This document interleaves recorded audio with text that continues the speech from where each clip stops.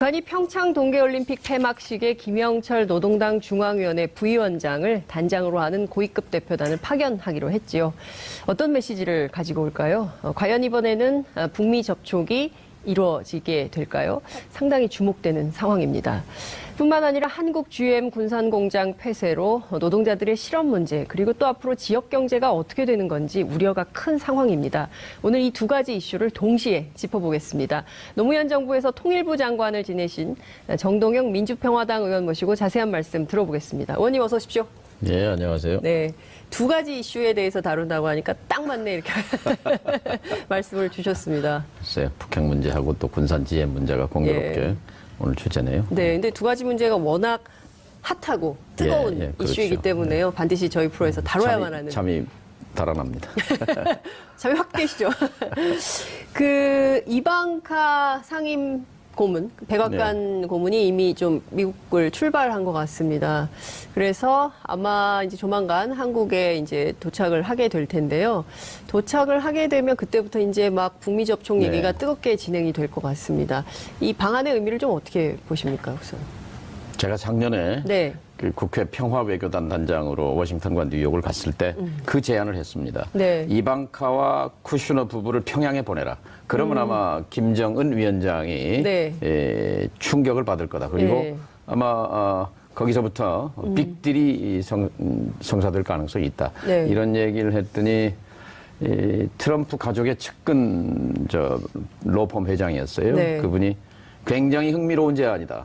성사 가능성은 낮지만 쿠슈너 실장에게 꼭 전하겠다. 뭐 이런 일이 한 번 있었죠. 아니, 성사 가능성을 좀 높여야 될 것 같은데요.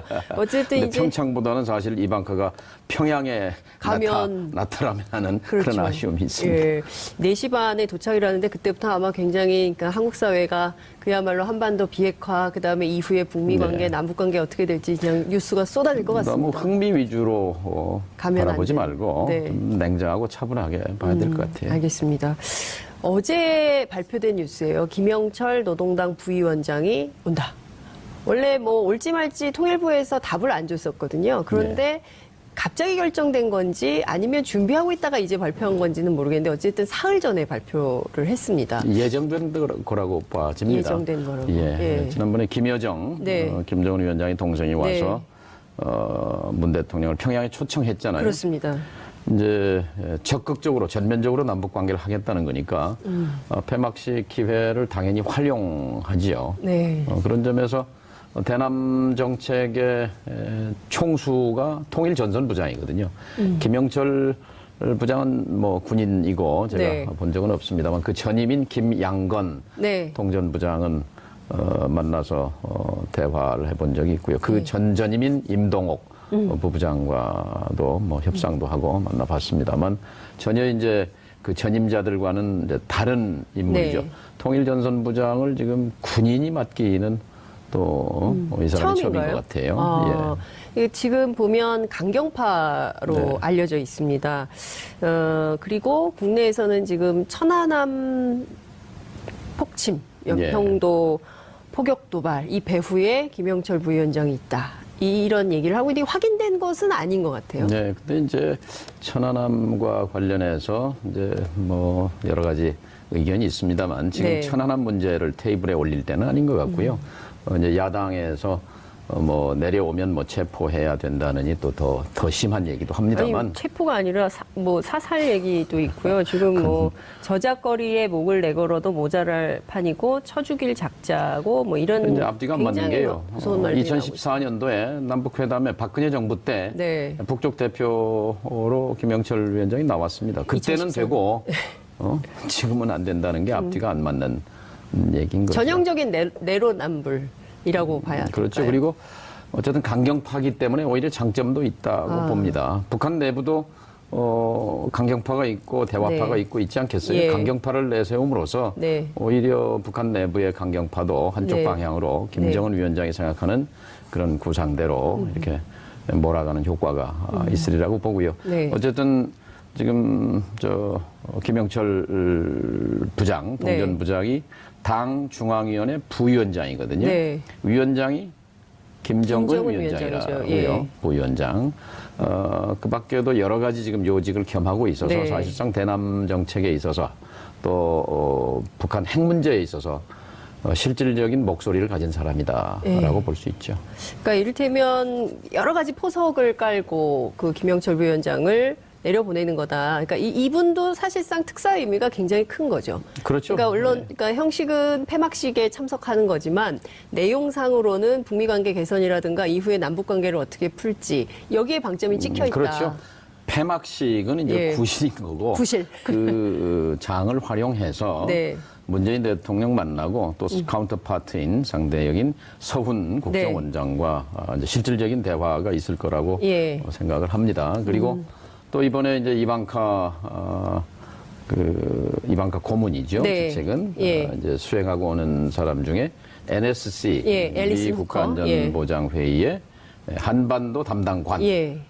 이제 수행을 하고 오지 않습니까? 그렇습니다. 어떤 뭐 실무 레벨에서라도 저는 접촉을 성사시킬 필요가 있다고 생각합니다. 아, 그러니까 그 아침에 이제 뉴스공장에 정세현 전 장관 출연하셔서 요 사람을 주목해서 봐야 된다. 앨리슨 후커. 예. 그러니까 이분이 이미 그 평양에 압류돼 있었던 한 그 네, 목사님. 2014년인가 그렇죠. 뭐 평양에도 예. 갔었다는 거죠. 그분을 이제 데리고 올 때 같이 동행했던 인물이기 때문에 북을 좀 알고 김영철 위원장하고도 네, 부위원장하고도 구면이라는 거죠. 예, 안면이 있기 때문에 뭔가 모멘텀이 생길 수 있다 이런 얘기를 하셨거든요. 지난번에 이제 펜스 부통령은 이제 너무 네. 이제 쌀쌀하게 대했잖아요. 눈길 그러니까요. 한 번도 안 예. 주고. 근데 사실 펜스 부통령의 그런 행동에 대해서 미국 내에서도 비판이 맞습니다. 쏟아졌잖아요. 예, 예. 초강대국 미국의 체면을 깎는 일이었다. 예. 악수 한번 못할 건 뭐 그러니까요. 있냐. 예. 그런데 너무 옹졸해 보였어요. 네, 그렇죠. 그래서 큰 차라리 나라가, 예. 펜스 부통령은 한국에 안 간 게 낫다. 뭐 이런 그러니까요. 비판도 미국 있었는데 민주당에서도 예. 이제 이방카 트럼프 대통령의 따님은 예. 뭐 어쨌든 그렇게 펜스 부통령과는 좀 스타일이 다를 거라고 생각이 됩니다. 악수할까요? 그럼 뭐 VIP 박스의 그림이 대화는 어떻게 놔두더라도 다를까요? 그나마 악수라도 부드럽게 한다면 그것이 예. 근데 왜냐하면 이 개인 간의 관계도 그렇지만 인상 쓰면 서로 불쾌하잖아요. 그렇죠. 서로 웃는 예. 얼굴은 좋은 거고 제가 김정일 위원장을 2005년도에 만났을 때 이런 얘기를 한 기억이 납니다. 네. 개인 관계나 국가 관계도 서로에 대한 그 호칭이라든지 표정이 굉장히 중요하다. 얼마 전에 한미 정상회담에서 조지 부시 대통령이 김정일 위원장을 미스터 김정일이라고 호칭했다. 근데 네. 영어에서 미스터란 말은 선생님이라는 말이다. 경칭이요. 경칭. 예, 미스터. 예. 그러니까 이것은 김정일 위원장을 존중해서 한 네. 말인데 예. 당신이 부시 대통령에 대해서 각하라고 이렇게 호칭을 하면 네. 내가 그 말을 전할 텐데 예. 아마 미국이 북한을 보는 눈도 부드러워질 거 아니냐 그랬더니 언론 받아서 내가 뭐 각하라고 못할 것도 없지. 부시 대통령 각하가 이렇게 두 번인가 호칭을 하더라고요. 그런 것처럼 네. 외교라는 건 의전이라는 말도 있고 형식이 내용을 결정한다 그런 말도 네. 있는데 이방카 고문이 이번에 와서 부드러운 매너를 네. 보여주었으면 좋겠습니다. 그러니까요. 개회식 때 너무 이 경직됐던 미국의 예. 태도를 예. 그 따님인 이방카 고문이 와서 좀 분위기를 좀 바꿔놓으면 그렇죠. 미국에 대한 강자는, 이미지가 조금 더 네. 올라가지 않을까 싶어요. 강자는 유연한 거예요. 예, 그러니까요. 근데 강자가 너무 여유가 없어 보였어요.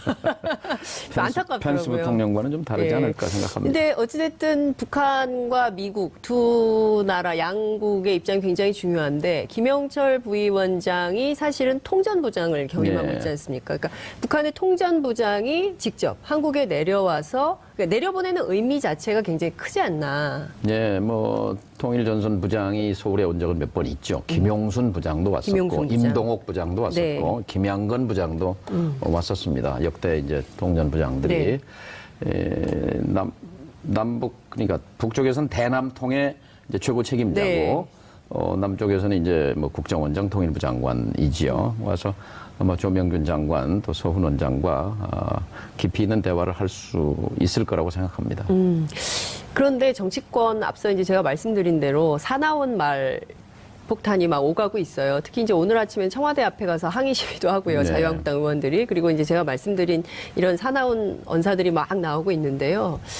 어떻게 보십니까? 특히 이제 천안함 문제와 관련해서는 당시 2010년 조사할 때도 민간과 군이 합동 조사했는데 그때도 북한의 그 정찰국이 개입했다라거나 책임이 있다라거나 이 언급은 없는 걸로 확인이 됐거든요. 사실 북한을 어떻게 조사합니까? 사실 책임은 북한 시스템 자체지요. 또 최고 책임자는 2010년이니까 김정일 위원장이 책임자지 네. 어떤 뭐 실무 책임자가 그걸 결정하고 말고 할 위치에 있는 건 아니죠. 근데 중요한 것은 이제 뭐 어제도 뭐 눈이 오긴 했습니다만 이제 봄이 오고 있잖아요. 봄이 오고 있죠. 예, 봄이 옵니다. 지금 뭐 청와대 앞에 가서 시위를 한다, 무슨 체포를 해야 된다, 뭐 이런 얘기하는 것이 아주 철저하게 냉전적 발상이거든요. 근데 냉전은 이제 얼음판이 꽁꽁 얼어야 그 스케이트를 잘 타는데 이게 얼음이 녹으면 퐁 빠져요. 그러니까. 맞죠? 예, 맞습니다. 그렇잖아요. 대동강물이 풀리면 거기서 스케이트 못 하죠. 그래서 냉전 세력에게는 아주 굉장히 두려운 계절이 오고 있는 겁니다. 본인들이 다시 갱신하거나 스스로 다시 태어나거나 좀 더 열린 눈으로 봐야지 그렇게 묵은 60년대, 70년대 시선을 가지고 지금 가장 중요한 것은 어떻게 이 북핵과 미사일 문제로 조성된 한반도의 긴장된 정세를 화해와 평화 국면으로 이끌어가는 이게 큰 줄기잖아요. 그렇습니다. 큰 줄기인데 큰 줄기는 놔두고 뭐 김영철이 어떠느니 천안함이 어떠느니 이렇게 말하는 김일성 것은 가면이 어떠니 뭐 이런 이게 냉전 세력 수구 냉전 세력에게는 대단한 지금 위기감을 느끼고 있는 거구나 하는 반증이라고 생각이 듭니다. 김무성 전 대표 있지 않습니까? 새누리당 대표 지금은 이 자유한국당으로 복귀를 했는데요. 만약에 김영철 부위원장하고 문재인 대통령이 악수를 하면 문재인 대통령을 대통령으로 보지 않겠다. 이런 발언을 했습니다. 아니 뭐 정치인 한 사람이 인정하고 말고가 대통령이 중요하지 않다. 이렇게 보십니까? 건 아니고요. 정말 좀 세상을 열린 눈으로 봤으면 좋겠고요. 지금 우리가 당면한 과제가 뭔가 한반도의 평화를 반석 위에 올리기 위해서 이 기회를 놓치면 안 되죠. 굉장히 중요한 기회가 왔는데, 그러니까 그 자유한국당을 수구 냉전 세력 집단으로 보시는 거군요. 지금까지 그렇게 해왔죠. 그리고 지난 9년 동안 이명박 박근혜 정부 때 이 기간이 북핵의 전성시대입니다. 북한 미사일의 전성시대예요. 그리고 북한 위협이 최고조로 올라간 시기 아닙니까? 도대체 한반도의 평화와 긴장 완화를 위해서 뭘 했는지 한 가지라도 한 게 있으면 내놔보라고 말하고 싶어요. 그래서 지금은 이미 세계 수준에서는 27, 8년 전에 냉전이 끝났잖아요. 이제 냉전의 끝자락인데요. 한반도에서 이것을 얼음을 녹이는데 서로 힘을 합쳐야 할 때지 저렇게 뭐 1인 시위하고 한다고 될 일은 아니라고 생각합니다. 근데 이제 어제 저희 프로그램에 영화배우 문성근 씨, 문익환 목사님 올해 100년인데요. 이런 얘기를 하시더라고요. 그러니까 사실 90년대 초중반, 그러니까 이제 89년에 독일이 통일을 하고 동구권이 무너지면서 어쨌든 냉전이 녹아내릴 때는 뭔가 좀 우리가 여지가 많았는데 한반도 평화와 협력, 통일로 나아갈 수 있는 여지가 많은데 지금은 오히려 새로 G2 시대가 돼서 미국과 중국이 갈등하고 있는 상황이어서 오히려 더 어렵지 않겠냐. 정확한 말씀이에요. 제가 전에 키신저 박사를 3차례인가 만나서 대화한 적이 있었습니다. 근데 그분 진단이 그거예요. 한반도의 통일 문제는 미중이 갈등하면 어렵다. 미중이 화해하고 협력할 수 있는 분위기 조성을 위해서 한국도 노력해야 된다. 미중이 해빙 분위기로 가야 거기에 한국과 북한이 남북이 자율적으로 뭔가 해볼 수가 있지. 미중이 부딪히게 되면 결국 강대국 정치에 휘말리게 된다. 그것은 100년 전에 우리 역사가 증명하잖아요. 마찬가지로 그렇기 때문에 90년대 초보다 지금이 굉장히 어렵죠. 미국과 중국이 특히 이제 트럼프 대통령이나 전에 지금 네오콘 정부에서는 중국을 잠재적인 위협, 잠재적인 경쟁자가 아니라 적으로 이렇게 간주하고 포위 전략을 폈단 말이죠. 그러니까 중국을 포위하기 위한 한 축으로서 한미 동맹 그리고 북한 문제를 바라보는 시각 때문에 이 문제를 이걸 대화와 외교로 풀기가 굉장히 힘들었거든요. 이제 트럼프 정부도 그래서 상대하기가 굉장히 까다롭습니다만 그러나 지금은 트럼프 대통령 머릿속에 11월 중간선거가 제일 큰 관심사일 겁니다. 예. 지금 그렇죠. 이제 8달 뒤면 중간선거인데 중간선거에서 상원과 하원이 날아가서 민주당 지배로 넘어가게 되면 현재는 그렇게 보이거든요. 네. 그렇게 되면 아마 금방 자기한테 불이 옮겨 붙습니다. 탄핵 국면으로 아마 가는 것이 제일 아마 관심사일 거예요. 네. 그런 점에서 우리가 이 공간 동안에 한반도 북핵 문제를 그래도 뭔가 대화와 외교로 풀어내면 트럼프의 업적이 될 수 있잖아요. 그렇죠. 그렇게 적극적으로 좀 유도를 할 필요가 있습니다. 8개월의 시간이 남아 있으니 트럼프가 이 기회를 잘 활용해서 한반도 평화 정착으로 좀 빛을 내라. 그러니까 그걸 하기 위해서는 사실 남북 관계가 전면적으로 복원될 필요가 있습니다. 그러면서 북한을 이제 북미 대화 쪽으로 등을 밀어야죠. 밀고 지난번에 펜스 부통령이 그렇게 냉정한 표정으로 다녀갔지만 그러나 그 전에 워싱턴을 떠나기 전에 우리 정부가 물밑에서 노력해서 김여정 펜스 회담을 청와대에서 이렇게 만들어냈다는 그 보도 그것은 굉장히 의미 있다고 생각합니다. 그러니까 작년 불과 몇 달 전만 생각해도 상상하기 어려운 변화죠. 그리고 미국이 그걸 받았단 말이죠. 오케이. 근데 북한이 또 취소를 했다는 거 아니에요? 그건 좀 유감스럽습니다만. 이제 우리가 짐작을 할 따름이지만 펜스 부통령이 와서 보인 그 행적이 북한이 보기에는 거기서 만나서 괜히 손해보겠다. 그래서 그렇게 적절치 않은 자리다라고 판단했을 가능성이 있습니다. 그러니까 계산을 딱 해보니까 펜스 부통령이 만나서 할 얘기가 빤하단 말이죠. 그러니까 뭔가 여지가 있었다면 안 만났을 겁니다. 근데 여지가 전혀 없었거든요. 그러면 이번 기회에 여지를 좀 보고 만날지 말지를 또 결정. 김영철 이방카 카드는 좀 모양이 아니죠. 이제 모양은 아니고 이제 북한 실무 레벨에서의 접촉과 대화는 있을 수 있죠. 이후가 굉장히 중요할 것 같아요. 그러니까 폐회식 이후에 북미 관계가 어떻게 되느냐에 따라서 이게 한미 연합 훈련 쌍중단 이렇게 쫙 이어가는 국면이 될 것 같은데 여기서 삐끗 잘못 풀리면 올림픽은 올림픽대로 하고 그리고 또 도로 한반도의 이 냉각은 또 아주 그냥 삽시간에 얼어붙게 되잖아요. 이번에 그래서 김영철이 중요합니다. 김영철이 중요하다. 중요하죠. 김영철, 리선권이지만 리선권보다는 이제 김영철이 급이 하나 높고 그다음에 훨씬 중요한 인물이죠. 김정은 체제의 핵심 인물이기도 하고 아마 이 핵무력 완성 과정에서 그 정책 의사 결정 과정에 계속 참여했던 인물로 보입니다. 그렇기 때문에 김영철 북한에 평양에 있으면은 아무래도 우물한 개구리거든요. 그러니까 제일 궁금한 건 미국의 태도, 입장, 그 생각, 입장 이런 거거든요. 궁금하잖아요. 근데 우리는 잘 알지 않습니까? 우린 동맹 관계고 그러니까. 김영철 통전부장 귀에다가 미국의 입장을 많이 넣어줘야죠. 그러면서 우리가 또 조언도 해주고 그러면서 어떻게든 테이블을 여는 것이 관건이죠. 테이블을. 어떻게 전망하십니까? 테이블이 열릴 거라고 전망하십니까? 그러니까 아니면 마침 또 좋은 거는 지금 김정은 신년사, 김정은 위원장 신년사에서 평창 올림픽을 민족적 경사다.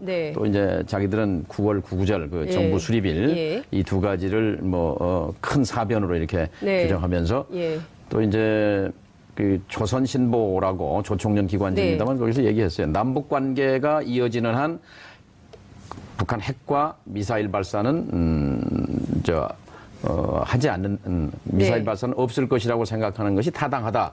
이런 그 논조의 보도를 한 게 있어요. 이거 북한 입장이라고 보면 됩니다. 그런 점에서 이 남북 관계 끈을 계속해서 이 물줄기를 키우고 넓혀 가야지요. 그래서 저는 남북 정상회담과 관련해서 우물가에서 숭늉 찾는 격이다. 이렇게 이제 찬물을 한 바가지 끼얹었어요. 그건 아마 국내 보수 여론을 의식한 거라고 봅니다. 그런데 그건 그거고 그러나 정상회담은 난 이미 기정사실화돼 있다고 생각합니다. 제가 입장을 바꿔서 지금 대통령이라면 이런 기회를 흘려보내고 언제 다시 이 한반도의 운전석에 앉겠다는 것입니까? 그리고 북한을 비핵화 테이블로 나오게 하고 실질적으로 한반도의 비핵화 평화로 가는 정책 결정을 할 수 있는 사람은 김정은 위원장밖에 없어요. 누가 하겠습니까? 그럼 김정은 위원장을 설득할 사람은 그 체제 내에는 없어요.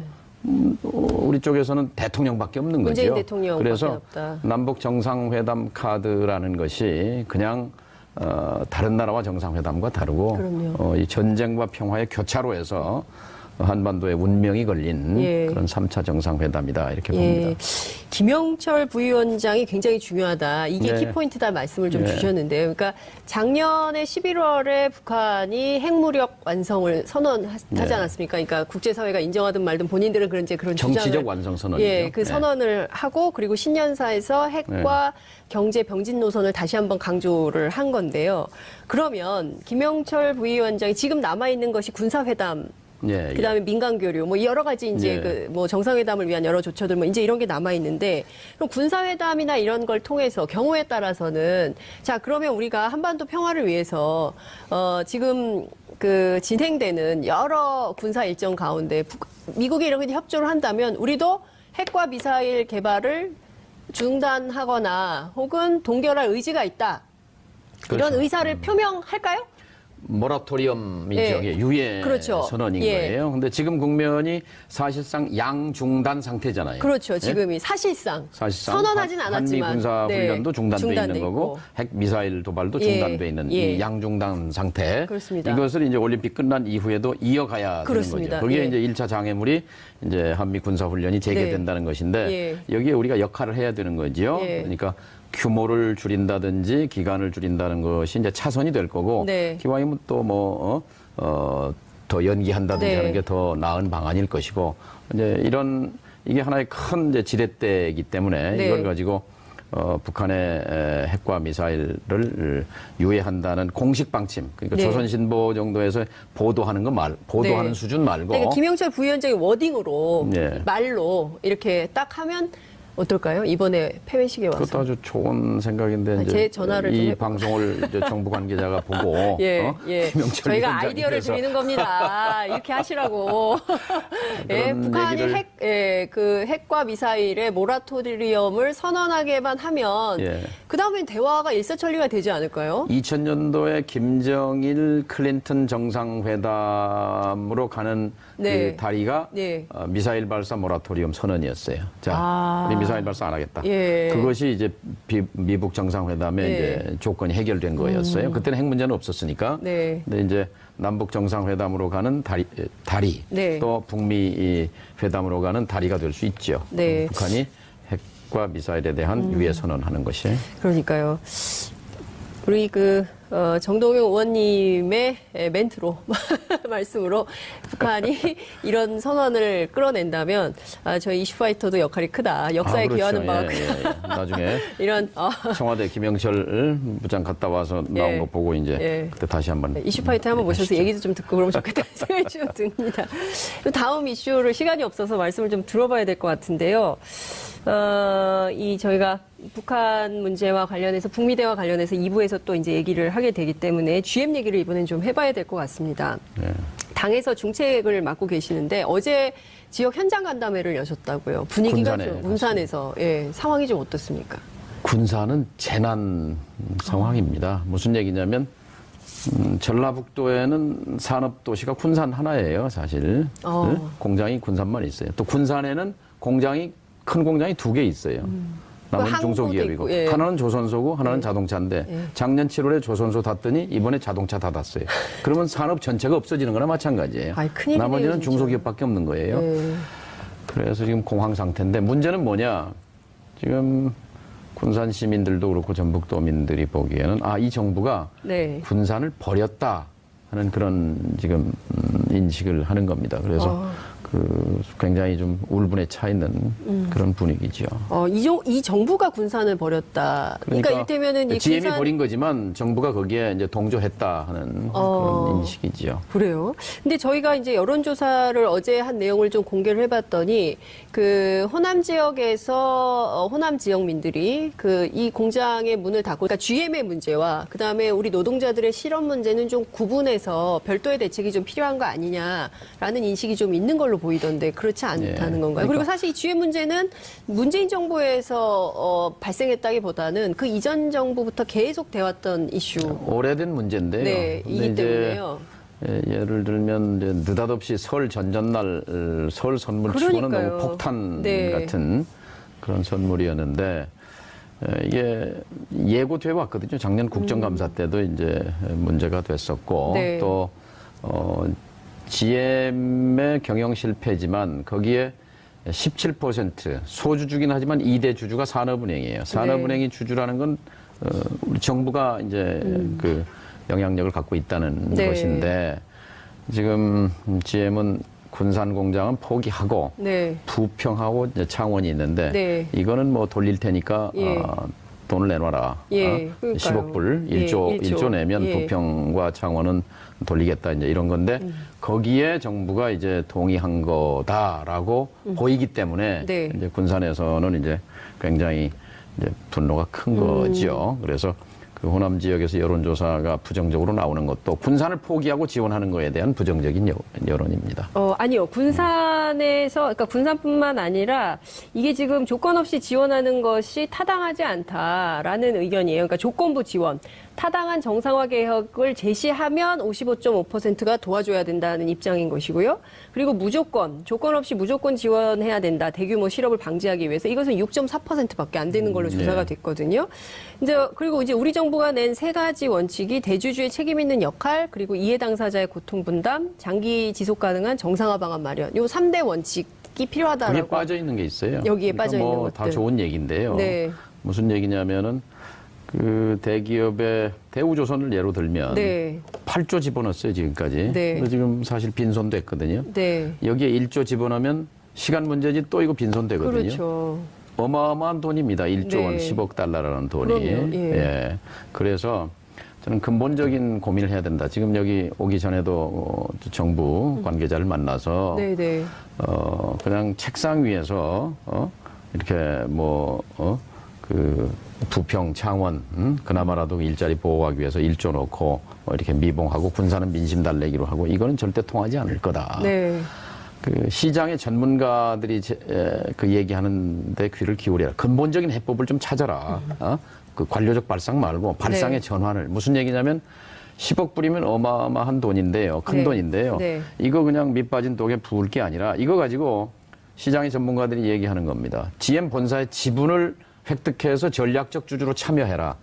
GM이 이제 뭐 부도도 났다가 다시 살아난 회사인데 지금 네. 한 60조 원 정도 돼요. 그 예. 시가총액이. 예. 3조 원을 펀드를 만들면 5%를 획득하면 2대 주주가 됩니다. GM에. 네. 그러니까 정부가 10억 불을 그냥 버릴 한국 게 GM이 아니라 아니라 미국 본사, GM, 본사. 디트로이트 GM을 디트로이트 GM을 10억 불을 산업은행이 내서 그걸 참여하게 되면 네. 민간 시장에서 국내외 투자자들이 거기에는 20억 불을 충분히 가능하다는 거죠. 그러면 10억, 20억 하니까 30억 불, 3조예요. 네. 3조 원이면 GM의 5.1%만 획득하면 2대 주주가 되는데 네. 2대 주주가 되면 주주가 되는 게 목표가 아니라 그 영향력을 가지고 지금 GM의 글로벌 전략은 뭐냐면은 중국하고 미국 두 지역에 집중한다. 전기차와 자율차에 집중한다거든요. 네. 그런데 전기차, 자율차는 한국이 핵심 기술을 배터리, 네. 그다음에 반도체, 통신 기술은 세계 최강이란 말이죠. 그렇죠.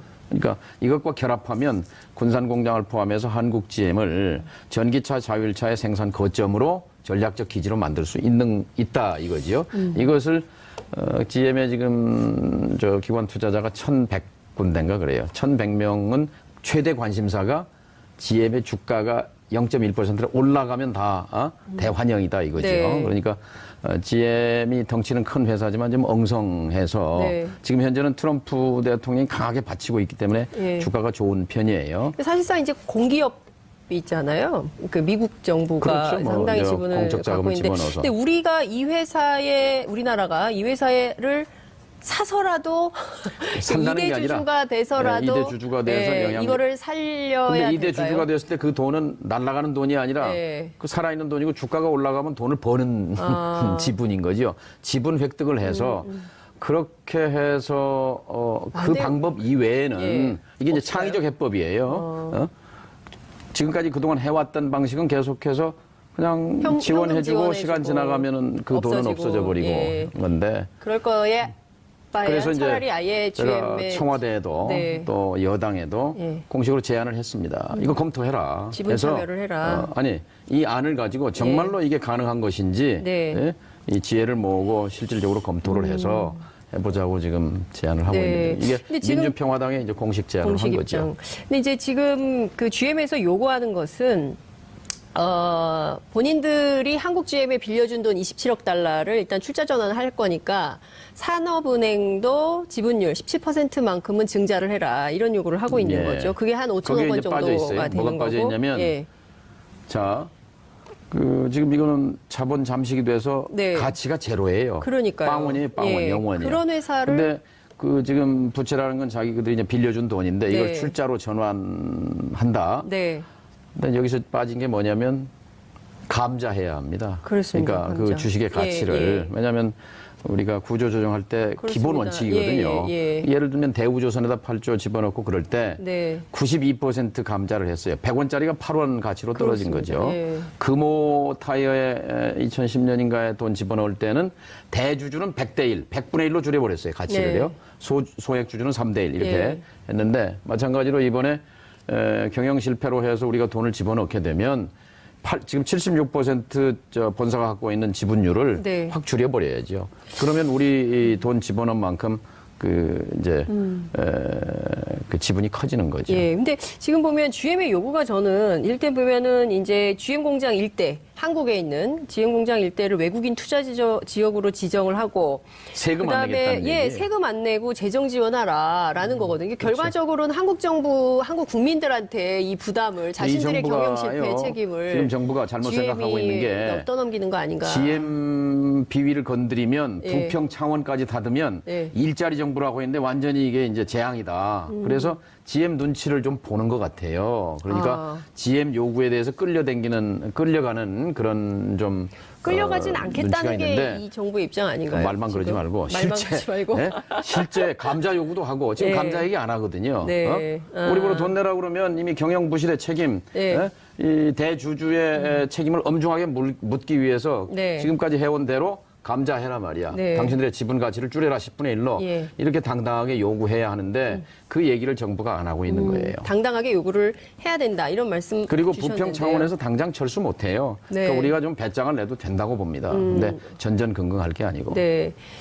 자, 그 군산 지역 경제 굉장히 어렵다고 말씀을 하셨는데요. 이를테면 지금 그 GM, 그다음에 조선 문제, 이 두 가지 문제를 제외한다 하더라도, 그러니까 이 부실한 기업은 부실한 기업의 문제대로 처리를 하고 정부가 그리고 이 노동자의 문제, 실업의 문제, 이를테면 재취업의 문제라든가 뭐 이런 걸로 구분해서 봐야 되는 것은 아니냐라는 주장에 대해서는 어떻게 생각하십니까? 지역 민심은 또 어떤지요? 사후 약방문격이에요. 사후 약방.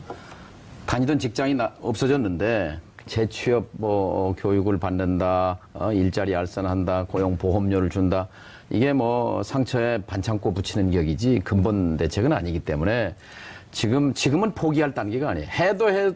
해도 안 된다고 할 때는 어쩔 수 없는 거지만 그러나 해볼 수단이 있고 대안이 있다면 마지막 순간까지 해야죠. 근데 시작도 해보기 전에 그 GM 본사가 군산 공장은 포기했으니까 이제 어쩔 수 없다. 정부 관계자가 그렇게 말했어요. GM의 결정을 되돌리기가 사실 마땅치 않습니다. 이 말은 정부도 이제 동의했다는 얘기거든요. 바로 여기에 분노하고 있는 거예요. 정부가 군산을 버렸다라고 하는 것이. 그렇기 때문에 이제 제가 정부에 계속 촉구하는 것은 청와대 정부 여당에 촉구하는 것은 버리지 마라. 포기하지 마라. 시장 전문가들이 이렇게 얘기하지 않냐. 이런 창의적 해법도 있는데 왜 이거 검토하지 않느냐. 근데 의원님 이건 어떻게 생각하십니까? GM의 차가 시장에서 인기가 많지가 않잖아요. 그러니까요. GM도 인기가 별로 전기차와 없어요. 자율차에다가 승부를 건다는 거죠. 전기차와 자율차. 그러면 GM의 그런 시간이 좀 걸리지 않습니까, 이거는? 이제 사실은 군산 공장을 살리고 죽이는 건 두 글자입니다. 물량이에요. 물량이 있으면 살고 물량이 없으면 죽는 거예요. 많을 때는 26만 대까지 생산했어요. 지금 그 생산 설비 능력이. 근데 그거를 지금 2만 대로 줄었어요. 그건 누가 줄였느냐?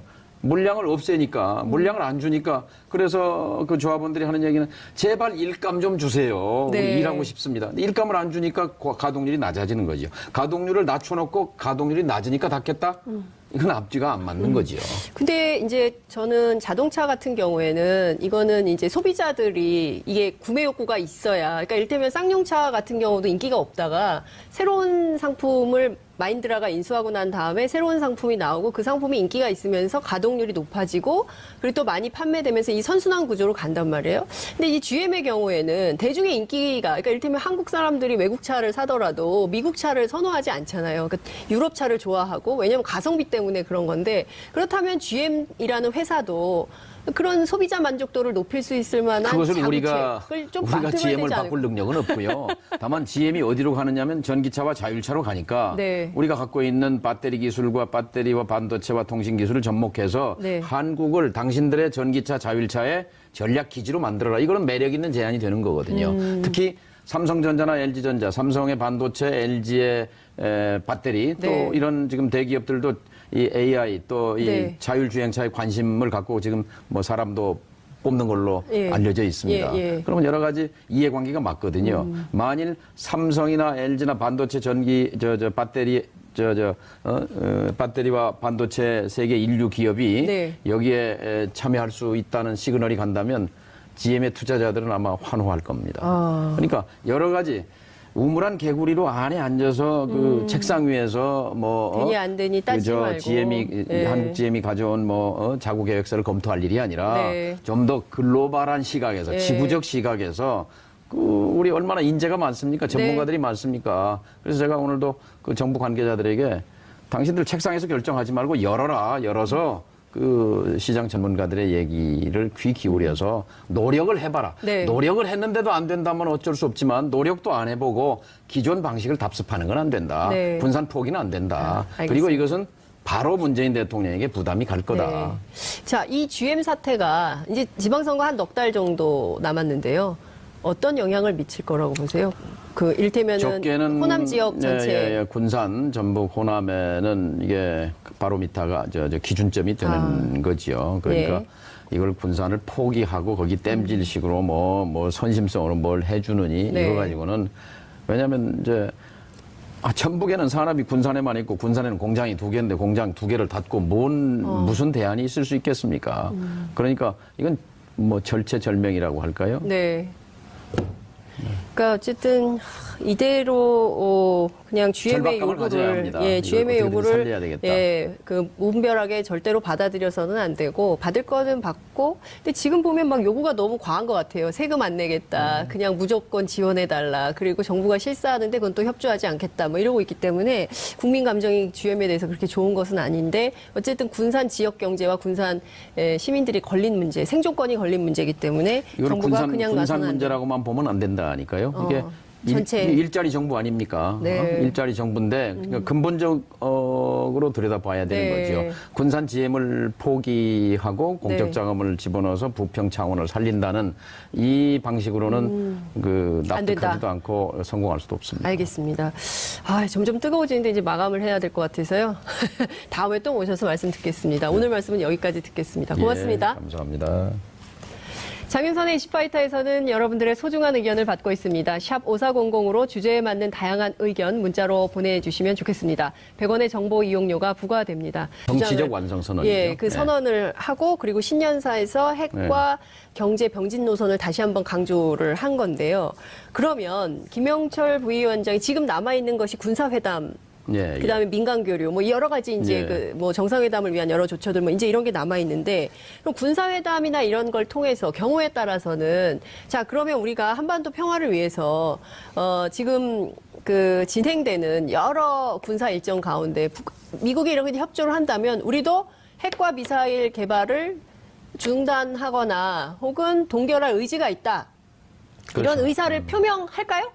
모라토리엄이죠. 예. 유예 그렇죠. 선언인 예. 거예요. 근데 지금 국면이 사실상 양중단 상태잖아요. 그렇죠. 예? 지금이 사실상 사실상 선언하진 않았지만 한미 군사 훈련도 중단돼 중단돼 있는 거고 있고. 핵 미사일 도발도 예. 중단돼 있는 예. 이 양중단 상태. 그렇습니다. 이것을 이제 올림픽 끝난 이후에도 이어가야 그렇습니다. 되는 거죠. 그게 예. 이제 1차 장애물이 이제 한미 군사 훈련이 재개된다는 것인데 예. 여기에 우리가 역할을 해야 되는 거지요. 예. 그러니까 규모를 줄인다든지 기간을 줄인다는 것이 이제 차선이 될 거고 네. 기왕이면 또 뭐 더 연기한다든지 네. 하는 게 더 나은 방안일 것이고 이제 이게 하나의 큰 이제 지렛대이기 때문에 네. 이걸 가지고 북한의 핵과 미사일을 유예한다는 공식 방침, 그러니까 네. 조선신보 정도에서 보도하는 보도하는 네. 수준 말고. 그러니까 김영철 부위원장이 워딩으로 네. 말로 이렇게 딱 하면 어떨까요? 이번에 폐회식에 와서. 그것도 아주 좋은 생각인데 이제 제 전화를 좀 이 해볼까요? 방송을 이제 정부 관계자가 보고 예, 예. 김영철 저희가 위원장님께서 아이디어를 드리는 겁니다. 이렇게 하시라고. 예, 그런 북한이 얘기를- 그 핵과 미사일의 모라토리엄을 선언하게만 하면 예. 그 다음엔 대화가 일사천리가 되지 않을까요? 2000년도에 김정일 클린턴 정상회담으로 가는 네. 그 다리가 네. 미사일 발사 모라토리엄 선언이었어요. 자, 우리 미사일 발사 안 하겠다. 예. 그것이 이제 미북 정상회담의 네. 이제 조건이 해결된 거였어요. 그때는 핵 문제는 없었으니까. 네. 근데 이제 남북 정상회담으로 가는 다리, 네. 또 북미 회담으로 가는 다리가 될 수 있죠. 네. 북한이 핵과 미사일에 대한 유예 선언하는 것이. 그러니까요. 우리 정동영 의원님의 멘트로 말씀으로 북한이 이런 선언을 끌어낸다면 저희 이슈파이터도 역할이 크다. 역사에 그렇죠. 기여하는 바가 예, 크다. 예. 나중에 이런 청와대 김영철 부장 갔다 와서 나온 예. 거 보고 이제 예. 그때 다시 한번 이슈파이터 한번 모셔서 하시죠. 얘기도 좀 듣고 그러면 좋겠다는 생각이 좀 듭니다. 또 다음 이슈를 시간이 없어서 말씀을 좀 들어봐야 될 것 같은데요. 저희가 북한 문제와 관련해서 북미 대화 관련해서 2부에서 또 이제 얘기를 하게 되기 때문에 GM 얘기를 이번엔 좀 해봐야 될 것 같습니다. 예. 당에서 중책을 맡고 계시는데 어제 지역 현장 간담회를 여셨다고요. 분위기가 군산에 좀 군산에서 상황이 좀 어떻습니까? 군사는 재난 상황입니다. 무슨 얘기냐면 전라북도에는 산업도시가 군산 하나예요, 사실. 공장이 군산만 있어요. 또 군산에는 큰 공장이 2개 있어요. 남은 항구도 중소기업이고 있고, 예. 하나는 조선소고 하나는 자동차인데 작년 7월에 조선소 닫더니 이번에 자동차 닫았어요. 그러면 산업 전체가 없어지는 거나 마찬가지예요. 아이, 큰일이네요, 나머지는 진짜. 중소기업밖에 없는 거예요. 예. 그래서 지금 공황 상태인데 문제는 뭐냐? 지금 군산 시민들도 그렇고 전북도민들이 보기에는 이 정부가 네. 군산을 버렸다 하는 그런 지금 인식을 하는 겁니다. 그래서 굉장히 좀 울분에 차 있는 그런 분위기죠. 이 정부가 군산을 버렸다. 그러니까 이를테면은 이 GM이 군산 버린 거지만 정부가 거기에 이제 동조했다 하는 그런 인식이죠. 그래요. 근데 저희가 이제 여론조사를 어제 한 내용을 좀 공개를 해봤더니 호남 지역에서 호남 지역민들이 이 공장의 문을 닫고 그러니까 GM의 문제와 그다음에 우리 노동자들의 실업 문제는 좀 구분해서 별도의 대책이 좀 필요한 거 아니냐라는 인식이 좀 있는 걸로 보이던데 그렇지 않다는 건가요? 그리고 사실 이 GM 문제는 문재인 정부에서 발생했다기보다는 그 이전 정부부터 계속 돼왔던 이슈. 오래된 문제인데요. 네, 이기 때문에요. 예를 들면 이제 느닷없이 설 전전날 설 선물 치고는 그러니까요. 너무 폭탄 네. 같은 그런 선물이었는데 이게 예고돼 왔거든요. 작년 국정감사 때도 이제 문제가 됐었고 네. 또 GM의 경영 실패지만 거기에 17% 소주주긴 하지만 2대 주주가 산업은행이에요. 산업은행이 주주라는 건 우리 정부가 이제 그 영향력을 갖고 있다는 네. 것인데 지금 GM은 군산 공장은 포기하고 네. 부평하고 이제 창원이 있는데 네. 이거는 뭐 돌릴 테니까 예.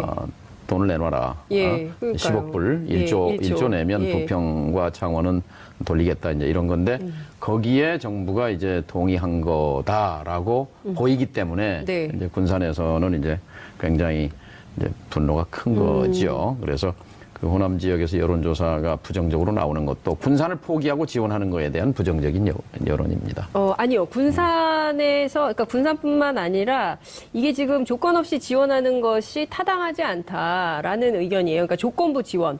타당한 정상화 개혁을 제시하면 55.5%가 도와줘야 된다는 입장인 것이고요. 그리고 조건 없이 무조건 지원해야 된다. 대규모 실업을 방지하기 위해서 이것은 6.4%밖에 안 되는 걸로 조사가 됐거든요. 그리고 이제 우리 정부가 낸 3가지 원칙이 대주주의 책임 있는 역할, 그리고 이해 당사자의 고통 분담, 장기 지속 가능한 정상화 방안 마련. 요 3대 원칙이 필요하다라고. 그게 빠져 있는 게 있어요. 여기에 빠져 있는 뭐 것들. 다 좋은 얘기인데요. 네. 무슨 얘기냐면은 그 대기업의 대우조선을 예로 들면 네. 8조 집어넣었어요 지금까지. 네. 근데 지금 사실 빈손됐거든요. 네. 여기에 1조 집어넣으면 시간 문제지 또 이거 빈손되거든요. 그렇죠. 어마어마한 돈입니다. 1조 원, 10억 달러라는 돈이. 그럼요. 예. 그래서 저는 근본적인 고민을 해야 된다. 지금 여기 오기 전에도 정부 관계자를 만나서 네네. 그냥 책상 위에서 이렇게 그 부평, 창원, 그나마라도 일자리 보호하기 위해서 1조 넣고 이렇게 미봉하고 군사는 민심 달래기로 하고 이거는 절대 통하지 않을 거다. 네. 그 시장의 전문가 때는 뭔가 좀 우리가 여지가 많았는데 한반도 평화와 협력, 통일로 나아갈 수 있는 여지가 많은데 지금은 오히려 새로 G2 시대가 돼서 미국과 중국이 갈등하고 있는 상황이어서 오히려 더 어렵지 않겠냐. 정확한 말씀이에요. 제가 전에 키신저 박사를 3차례인가 만나서 네. 대화한 적이 있었습니다. 근데 그분 진단이 그거예요. 한반도의 통일 문제는 미중이 갈등하면 어렵다. 미중이 화해하고 협력할 수 있는 분위기 조성을 위해서 한국도 노력해야 된다. 미중이 해빙 분위기로 가야 거기에 한국과 북한이 남북이 자율적으로 뭔가 해볼 수가 있지. 미중이 부딪히게 되면 결국 강대국 정치에 휘말리게 된다. 그것은 100년 전에 우리 역사가 증명하잖아요. 마찬가지로 그렇기 때문에 90년대 초보다 지금이 굉장히 어렵죠. 미국과 중국이 특히 이제 트럼프 대통령이나 전에 지금 네오콘 정부에서는 중국을 잠재적인 위협, 잠재적인 경쟁자가 아니라 적으로 이렇게 간주하고 포위 전략을 폈단 말이죠. 네. 그러니까 중국을 포위하기 위한 한 축으로서 한미 동맹 그리고 북한 문제를 바라보는 시각 때문에 이 문제를 이걸 대화와 외교로 풀기가 굉장히 힘들었거든요.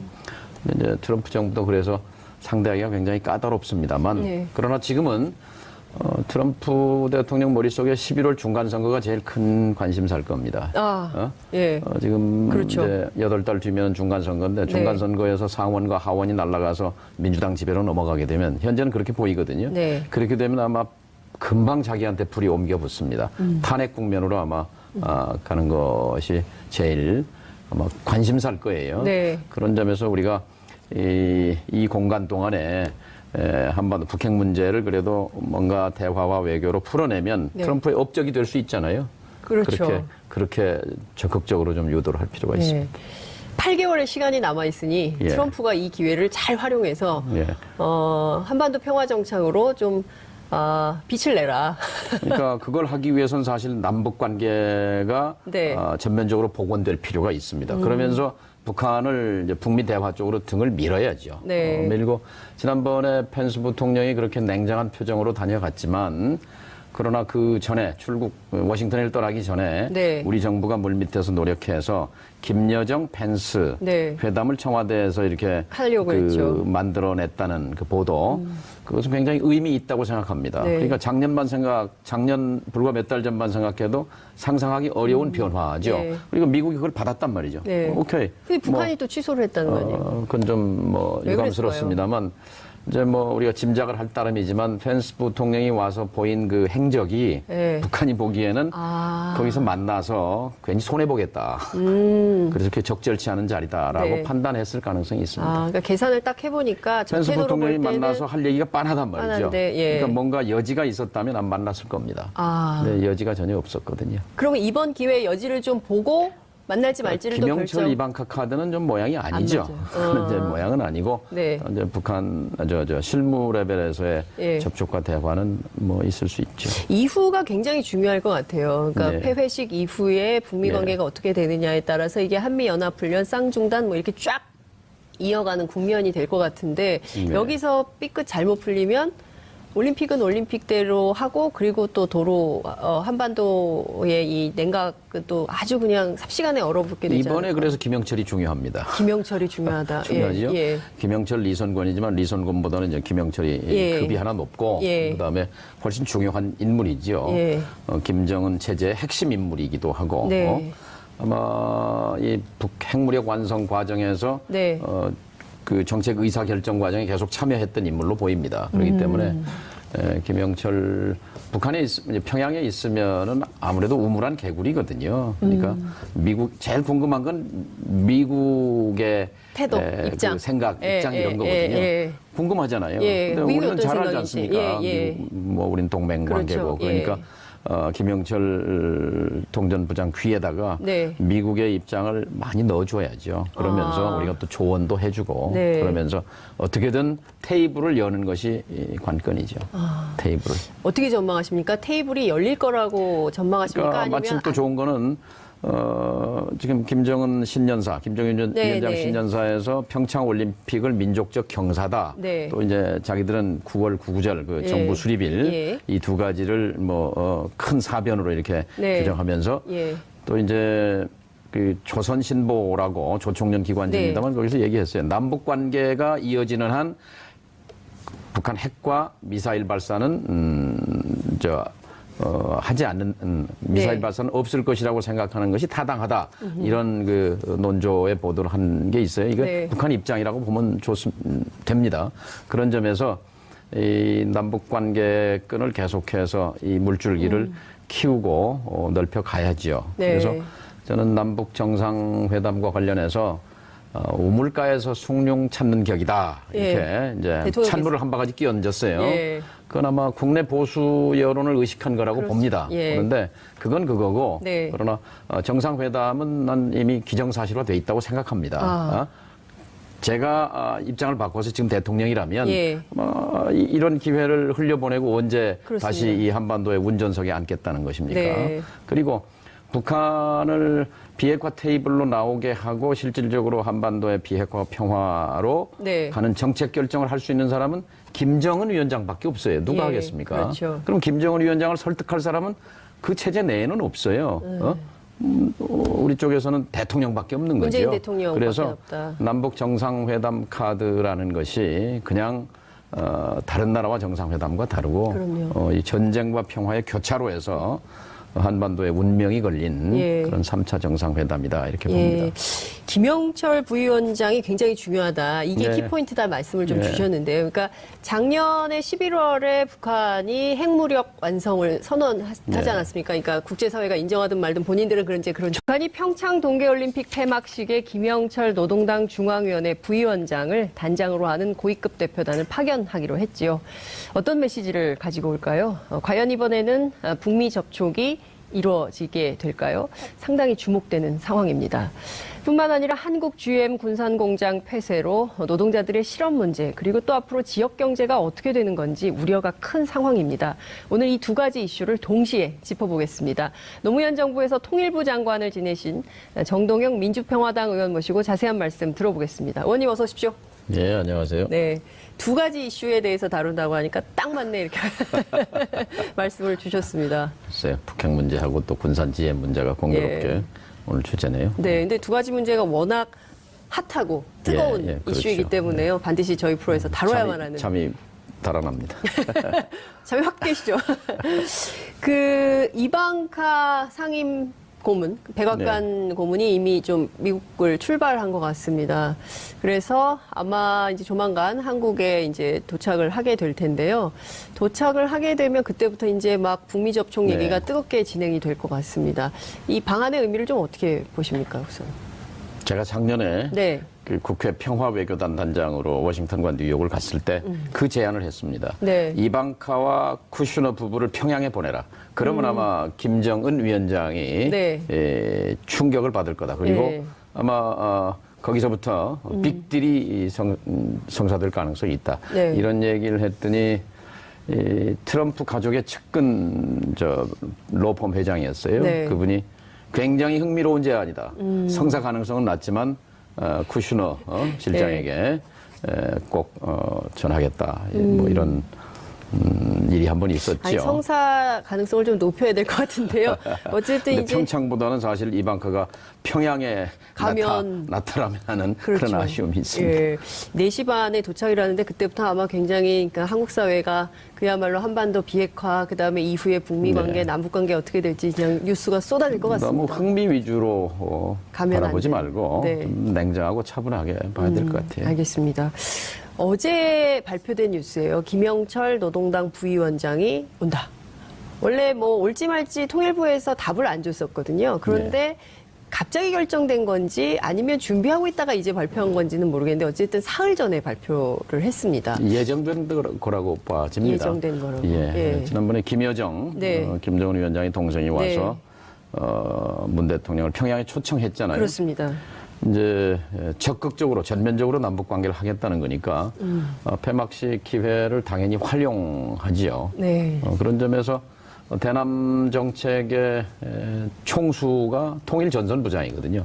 김영철 부장은 뭐 군인이고 제가 네. 본 적은 없습니다만 그 전임인 김양건 네. 통전부장은 만나서 대화를 해본 적이 있고요. 그 전전임인 임동옥 부부장과도 뭐 협상도 하고 만나봤습니다만 전혀 이제 그 전임자들과는 이제 다른 인물이죠. 네. 통일전선부장을 지금 군인이 맡기는 또 이 사람이 처음인 것 같아요. 예. 지금 보면 강경파로 네. 알려져 있습니다.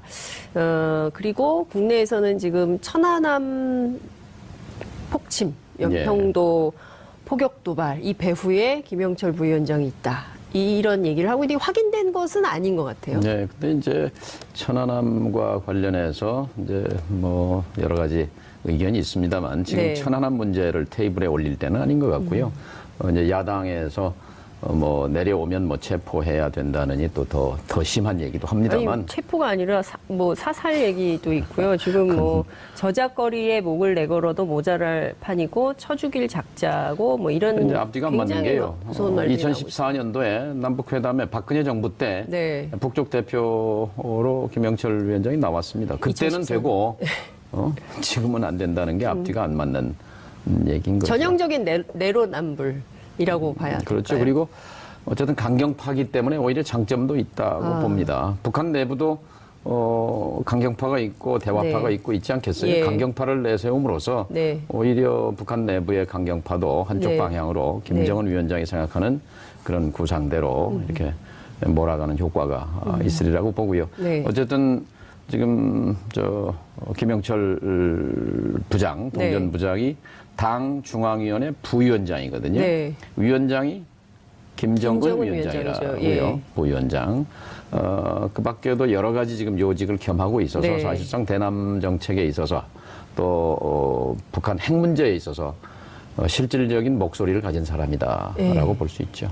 그러니까 이를테면 여러 가지 포석을 깔고 그 김영철 부위원장을 내려보내는 거다. 그러니까 이분도 사실상 특사 의미가 굉장히 큰 거죠. 그렇죠. 그러니까 물론 그러니까 형식은 폐막식에 참석하는 거지만 내용상으로는 북미 관계 개선이라든가 이후에 남북 관계를 어떻게 풀지 여기에 방점이 찍혀 있다. 그렇죠. 폐막식은 이제 구실인 거고 구실. 그 장을 활용해서 네. 문재인 대통령 만나고 또 카운터파트인 상대역인 서훈 국정원장과 이제 실질적인 대화가 있을 거라고 생각을 합니다. 그리고 또 이번에 이제 이방카 고문이죠. 직책은 이제 수행하고 오는 사람 중에 NSC 미 국가안전보장회의의 한반도 담당관이 이제 수행을 하고 오지 않습니까? 그렇습니다. 어떤 뭐 실무 레벨에서라도 저는 접촉을 성사시킬 필요가 있다고 생각합니다. 그러니까 그 아침에 이제 뉴스공장에 정세현 전 장관 출연하셔서 요 사람을 주목해서 봐야 된다. 앨리슨 후커. 그러니까 이분이 이미 그 평양에 압류돼 있었던 한 2014년인가 그렇죠. 뭐 평양에도 갔었다는 거죠. 그분을 이제 데리고 올 때 같이 동행했던 인물이기 때문에 북을 좀 알고 김영철 위원장하고도 부위원장하고도 안면이 있기 때문에 뭔가 모멘텀이 생길 수 있다 이런 얘기를 하셨거든요. 지난번에 이제 펜스 부통령은 이제 너무 이제 쌀쌀하게 대했잖아요. 눈길 한 번도 안 주고. 근데 사자들이 그 얘기하는데 귀를 기울여라. 근본적인 해법을 좀 찾아라. 그 관료적 발상 말고 발상의 전환을. 무슨 얘기냐면 10억 불이면 어마어마한 돈인데요. 큰 돈인데요. 이거 그냥 밑 빠진 독에 부을 게 아니라 이거 가지고 시장의 전문가들이 얘기하는 겁니다. GM 본사의 지분을 획득해서 전략적 주주로 참여해라. GM이 이제 뭐 부도도 났다가 다시 살아난 회사인데 지금 한 60조 원 정도 돼요. 그 시가총액이. 3조 원을 펀드를 만들면 5%를 획득하면 2대 주주가 됩니다. GM에. 네. 그러니까 정부가 10억 불을 그냥 버릴 게 한국 GM이 아니라 미국 GM 본사. 디트로이트 GM을 디트로이트 GM을 10억 불을 산업은행이 내서 그걸 참여하게 되면 네. 민간 시장에서 국내외 투자자들이 거기에는 20억 불을 충분히 가능하다는 거죠. 그러면 10억, 20억 하니까 30억 불, 3조예요. 네. 3조 원이면 GM의 5.1%만 획득하면 2대 주주가 되는데 네. 2대 주주가 되면 주주가 되는 게 목표가 아니라 그 영향력을 가지고 지금 GM의 글로벌 전략은 뭐냐면은 중국하고 미국 두 지역에 집중한다. 전기차와 자율차에 집중한다거든요. 네. 그런데 전기차, 자율차는 한국이 핵심 기술을 배터리, 네. 그다음에 반도체, 통신 기술은 세계 최강이란 말이죠. 그렇죠. 그러니까 이것과 결합하면 군산 공장을 포함해서 한국 GM을 전기차, 자율차의 생산 거점으로 전략적 기지로 만들 수 있다 이거지요. 이것을 GM의 지금 기관 투자자가 1,100군데인가 그래요. 1,100명은 최대 관심사가 GM의 주가가 0.1%로 올라가면 다 대환영이다 이거죠. 네. 그러니까 GM이 덩치는 큰 회사지만 좀 엉성해서 네. 지금 현재는 트럼프 대통령이 강하게 받치고 있기 때문에 예. 주가가 좋은 편이에요. 사실상 이제 공기업이 있잖아요. 그 미국 정부가 그렇죠. 상당히 지분을 공적 자금을 갖고 있는데, 집어넣어서. 근데 우리나라가 이 회사를 사서라도 산다는 게 2대 아니라 주주가 돼서라도 2대 주주가 돼서 영향력. 이거를 살려야 근데 2대 될까요? 주주가 됐을 때 그 돈은 날아가는 돈이 아니라 네. 그 살아있는 돈이고 주가가 올라가면 돈을 버는 지분인 거죠. 지분 획득을 해서 그렇게 해서 그 네. 방법 이외에는 예. 이게 이제 없어요? 창의적 해법이에요. 지금까지 그동안 해왔던 방식은 계속해서 그냥 지원해주고 지원해주고 시간 지나가면은 그 돈은 없어지고, 없어져 버리고 예. 건데. 그럴 거에 그래서 이제 차라리 아예 제가 GM의 청와대에도 네. 또 여당에도 예. 공식으로 제안을 했습니다. 이거 검토해라. 지분 그래서, 참여를 해라. 아니 이 안을 가지고 정말로 이게 가능한 것인지 네. 예? 이 지혜를 모으고 실질적으로 검토를 해서 해보자고 지금 제안을 하고 네. 있는 이게 근데 지금 민주평화당의 이제 공식 제안을 공식 한 입장. 거죠. 근데 이제 지금 그 GM에서 요구하는 것은 본인들이 한국 GM에 빌려준 돈 27억 달러를 일단 출자 전환할 거니까 산업은행도 지분율 17%만큼은 증자를 해라 이런 요구를 하고 있는 예. 거죠. 그게 한 5천억 거기에 원 이제 빠져 있어요. 정도가 되는 뭐가 빠져 거고. 있냐면 예. 자, 지금 이거는 자본 잠식이 돼서 네. 가치가 제로예요. 그러니까요. 빵원이에요, 빵원, 예. 영원이에요. 그런 회사를 근데 지금 부채라는 건 자기들이 이제 빌려준 돈인데 이걸 네. 출자로 전환한다. 네. 근데 여기서 빠진 게 뭐냐면 감자해야 합니다. 그렇습니다. 그러니까 감자. 그 주식의 가치를 왜냐하면 우리가 구조 조정할 때 그렇습니다. 기본 원칙이거든요. 예. 예를 들면 대우조선에다 8조 집어넣고 그럴 때 네. 92% 감자를 했어요. 100원짜리가 8원 가치로 떨어진 그렇습니다. 거죠. 예. 금호 타이어에 2010년인가에 돈 집어넣을 때는 대주주는 100대 1, 100분의 1로 줄여버렸어요. 가치를요. 네. 소액 주주는 3대 1 이렇게 예. 했는데 마찬가지로 이번에 경영 실패로 해서 우리가 돈을 집어넣게 되면 지금 76% 본사가 갖고 있는 지분율을 네. 확 줄여버려야죠. 그러면 우리 돈 집어넣은 만큼 그 지분이 커지는 거죠. 예. 근데 지금 보면 GM의 요구가 저는 일대 보면은 이제 GM 공장 일대 한국에 있는 GM 공장 일대를 외국인 투자 지역으로 지정을 하고 세금 안 그다음에 내겠다는 예, 얘기. 세금 안 내고 재정 지원하라라는 거거든요. 그렇죠. 결과적으로는 한국 정부, 한국 국민들한테 이 부담을 자신들의 경영 실패 책임을 지금 정부가 잘못 생각하고 있는 게 떠넘기는 거 아닌가. GM 비위를 건드리면 예. 부평 창원까지 닫으면 예. 일자리 정부라고 했는데 완전히 이게 이제 재앙이다. 그래서 GM 눈치를 좀 보는 것 같아요. 그러니까 GM 요구에 대해서 끌려가는 그런 좀 끌려가진 않겠다는 눈치가 게 있는데 이 정부의 입장 아닌가요? 말만 그러지 지금? 말고 말만 그러지 말고. 예? 실제 감자 요구도 하고 지금 예. 감자 얘기 안 하거든요. 네. 우리 보러 돈 내라 그러면 이미 경영 부실의 책임, 예. 이 대주주의 책임을 엄중하게 묻기 위해서 네. 지금까지 해온 대로 감자해라 말이야. 네. 당신들의 지분 가치를 줄여라 10분의 1로 예. 이렇게 당당하게 요구해야 하는데 그 얘기를 정부가 안 하고 있는 거예요. 당당하게 요구를 해야 된다 이런 말씀 그리고 주셨는데요. 부평 창원에서 당장 철수 못해요. 네. 그러니까 우리가 좀 배짱을 내도 된다고 봅니다. 근데 전전긍긍할 게 아니고. 네. 자, 그 군산 지역 경제 굉장히 어렵다고 말씀을 하셨는데요. 이를테면 지금 그 GM, 그다음에 조선 문제, 이 두 가지 문제를 제외한다 하더라도, 그러니까 이 부실한 기업은 부실한 기업의 문제대로 처리를 하고 정부가, 그리고 이 노동자의 문제, 실업의 문제, 이를테면 재취업의 문제라든가 뭐 이런 걸로 구분해서 봐야 되는 것은 아니냐라는 주장에 대해서는 어떻게 생각하십니까? 지역 민심은 또 어떤지요? 사후 약방문격이에요. 사후 약방. 자, 다니던 직장이 없어졌는데 재취업 뭐 교육을 받는다, 일자리 알선한다, 고용보험료를 준다. 이게 뭐 상처에 반창고 붙이는 격이지 근본 대책은 아니기 때문에 지금은 포기할 단계가 아니에요. 해도 안 된다고 할 때는 어쩔 수 없는 거지만, 네. 그러나 해볼 수단이 있고 대안이 있다면 마지막 순간까지 해야죠. 근데 시작도 해보기 전에 그 GM 본사가 군산 공장은 포기했으니까 이제 어쩔 수 없다. 정부 관계자가 그렇게 말했어요. GM의 결정을 되돌리기가 사실 마땅치 않습니다. 이 말은 정부도 이제 동의했다는 얘기거든요. 바로 여기에 분노하고 있는 거예요. 정부가 군산을 버렸다라고 하는 것이. 그렇기 때문에 이제 제가 정부에 계속 촉구하는 것은, 청와대 정부 여당에 촉구하는 것은 버리지 마라, 포기하지 마라.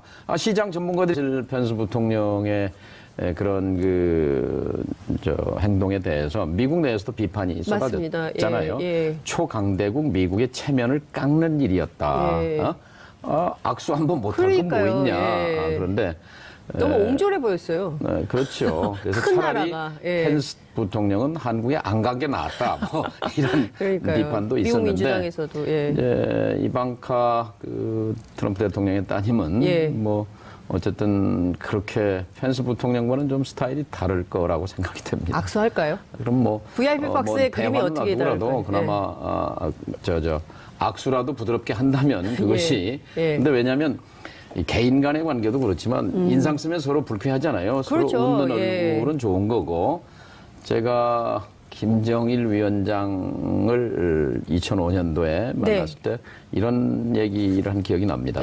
개인 관계는 국가 관계도 서로에 대한 그 호칭이라든지 표정이 굉장히 중요하다. 얼마 전에 한미 정상회담에서 조지 부시 대통령이 김정일 위원장을 미스터 김정일이라고 호칭했다. 근데 영어에서 미스터란 말은 선생님이라는 말이다. 경칭이요. 경칭. 미스터.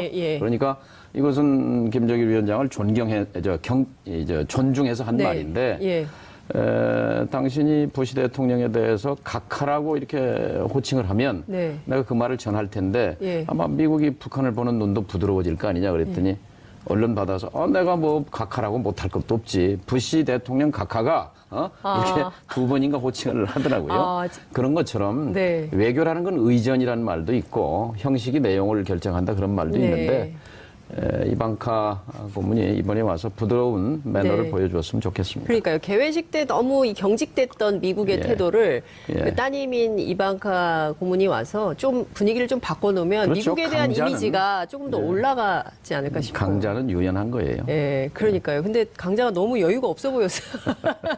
안타깝더라고요. 펜스 부통령과는 좀 다르지 않을까 생각합니다. 근데 어찌됐든 북한과 미국 두 나라 양국의 입장이 굉장히 중요한데 김영철 부위원장이 사실은 통전부장을 겸임하고 있지 않습니까? 그러니까 북한의 통전부장이 직접 한국에 내려와서 그러니까 내려보내는 의미 자체가 굉장히 크지 않나. 뭐 통일전선 부장이 서울에 온 적은 몇 번 있죠. 김용순 부장도 왔었고, 임동옥 부장도 왔었고, 김양건 부장도 왔었습니다. 역대 이제 통전 부장들이 그러니까 북쪽에서는 대남통의 이제 최고 책임자고. 남쪽에서는 이제 뭐 국정원장 통일부 장관이지요. 와서 아마 조명균 장관 또 서훈 원장과 깊이 있는 대화를 할 수 있을 거라고 생각합니다. 그런데 정치권 앞서 이제 제가 말씀드린 대로 사나운 말 폭탄이 막 오가고 있어요. 특히 이제 오늘 아침엔 청와대 앞에 가서 항의 시위도 하고요. 자유한국당 의원들이. 그리고 이제 제가 말씀드린 이런 사나운 언사들이 막 나오고 있는데요. 어떻게 보십니까? 특히 이제 천안함 문제와 관련해서는 당시 2010년 조사할 때도 민간과 군이 합동 조사했는데 그때도 북한의 그 정찰국이 개입했다라거나 책임이 있다라거나 이 언급은 없는 걸로 확인이 됐거든요. 사실 북한을 어떻게 조사합니까? 사실 책임은 북한 시스템 자체지요. 또 최고 책임자는 2010년이니까 김정일 위원장이 책임자지 네. 어떤 뭐 실무 책임자가 그걸 결정하고 말고 할 위치에 있는 건 아니죠. 근데 중요한 것은 이제 뭐 어제도 뭐 눈이 오긴 했습니다만 이제 봄이 오고 있잖아요. 봄이 오고 있죠. 예, 봄이 옵니다. 지금 뭐 청와대 앞에 가서 시위를 한다, 무슨 체포를 해야 된다, 뭐 이런 얘기하는 것이 네. 아주 철저하게 냉전적 발상이거든요. 근데 냉전은 이제 얼음판이 꽁꽁 얼어야 그 스케이트를 잘 타는데 네. 이게 얼음이 녹으면 퐁 빠져요. 맞죠? 예, 맞습니다. 그렇잖아요. 예. 대동강물이 풀리면 거기서 네. 스케이트 못 하죠. 그래서 네. 냉전 세력에게는 아주 굉장히 두려운 계절이 오고 있는 겁니다. 본인들이 다시 갱신하거나 네. 스스로 다시 태어나거나 네. 좀 더 열린 눈으로 봐야지 네. 그렇게 묵은 60년대, 70년대 시선을 가지고 지금 가장 중요한 것은 어떻게 이 북핵과 미사일 문제로 조성된 한반도의 긴장된 정세를 화해와 평화 국면으로 이끌어가는 이게 큰 줄기잖아요. 그렇습니다. 큰 줄기인데 큰 줄기는 놔두고 김영철이 어떠느니 천안함이 어떠느니 이렇게 말하는 김일성 것은 가면이 어떠니 뭐 네, 이런 예. 이게 냉전 세력, 수구 냉전 세력에게는 대단한 지금 위기감을 느끼고 있는 거구나 하는 반증이라고 생각이 듭니다. 네. 김무성 전 대표 있지 않습니까? 새누리당 대표. 지금은 이 자유한국당으로 복귀를 했는데요. 만약에 김영철 부위원장하고 문재인 대통령이 악수를 하면 문재인 대통령을 대통령으로 보지 않겠다. 이런 발언을 했습니다. 아니 뭐 정치인 한 사람이 인정하고 말고가 대통령이 중요하지 않다. 이게 중요한 보십니까? 건 아니고요. 네. 예. 정말 좀 세상을 열린 눈으로 봤으면 좋겠고요. 지금 우리가 당면한 과제가 뭔가 네. 한반도의 평화를 반석 위에 올리기 위해서 이 기회를 놓치면 안 되죠. 굉장히 중요한 기회가 왔는데, 그러니까 그 자유한국당을 수구 냉전 세력 집단으로 보시는 거군요. 지금까지 그렇게 해왔죠. 그리고 지난 9년 동안 이명박 네. 박근혜 정부 때 이 기간이 북핵의 전성시대입니다. 북한 미사일의 전성시대예요. 네. 그리고 북한 위협이 최고조로 올라간 시기 아닙니까? 도대체 한반도의 평화와 긴장 완화를 위해서 뭘 했는지 한 가지라도 한 게 있으면 내놔보라고 말하고 싶어요. 그래서 지금은 이미 세계 수준에서는 27, 8년 전에 냉전이 끝났잖아요. 네. 이제 냉전의 끝자락인데요. 한반도에서 이것을 얼음을 녹이는데 서로 힘을 합쳐야 할 때지 저렇게 뭐 1인 시위하고 한다고 될 일은 아니라고 생각합니다. 근데 이제 어제 저희 프로그램에 영화배우 문성근 씨, 문익환 목사님 예. 올해 100년인데요. 예. 이런 얘기를 하시더라고요. 그러니까 사실 90년대 초중반, 그러니까 이제 89년에 독일이 통일을 하고 동구권이 무너지면서 어쨌든 냉전이 녹아내릴 때